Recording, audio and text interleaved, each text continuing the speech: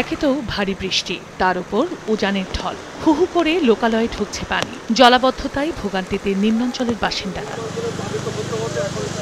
ফেনী সদর, ছাগলনাইয়া, ফুলগাজী, পরশুরাম সহ ৫টি উপজেলার ৩০টি স্থানে বাঁধ ভেঙে প্লাবিত হয়েছে প্রায় ১০০টি গ্রাম। যান চলাচল বন্ধ হয়ে গেছে ফুলগাজী পরশুরাম আঞ্চলিক সড়কে। জেলার ১৬০টি আশ্রয়কেন্দ্রের মধ্যে এখন পর্যন্ত ৫০টিতে প্রায় ৭,০০০ মানুষ আশ্রয় নিয়েছেন।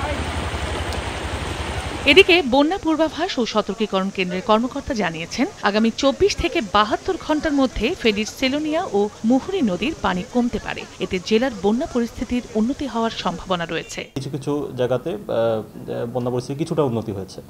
আগামী ২৪ ঘণ্টায় নদ নদী পানি সমতল হ্রাস পাওয়ার প্রবণতা অব্যাহত থাকতে পারে এবং বর্তমানে ভারী বৃষ্টিপাতের প্রবণতাও কমে এসেছে।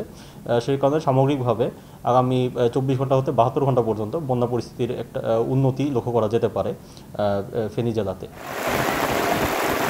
অন্যদিকে গত ৩ দিনের বৃষ্টিতে নোয়াখালীর সদর, কোম্পানীগঞ্জ, কবিরহাট ও সুবর্ণচরে সৃষ্টি হয়েছে জলাবদ্ধতা। পানির নিচে পুলিশ সুপার কার্যালয়। গত ২৪ ঘণ্টায় ৯৯ মিলিমিটার বৃষ্টিপাত রেকর্ড করা হয়েছে এ জেলায়। বর্ষায় বৃষ্টি হবেই, ঠিক আছে, কিন্তু প্রতি বছর এইভাবে বৃষ্টিতেই শুধু জলাবদ্ধতা, এটা তো স্বাভাবিক জীবনযাপনের অংশ নয়। এটার জন্য আমরা নিজেরাই দায়ী। যেমন বিভিন্ন খালে বিভিন্ন প্রতিষ্ঠান অবৈধভাবে স্থাপনা করে এরা পানি নিষ্কাশন খালে পানি নামছে না, যার ফলে আমরা বেশি ভোগান্তির মধ্যে পড়েছি।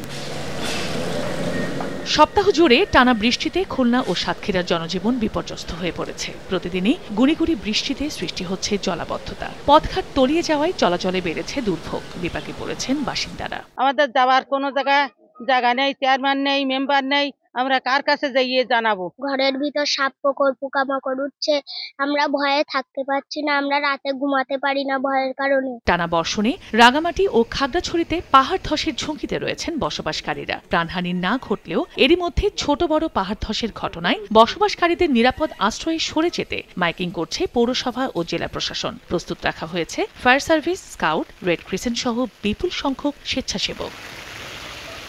চন্দ্র বিশ্বাস, ববি, সময় সংবাদ।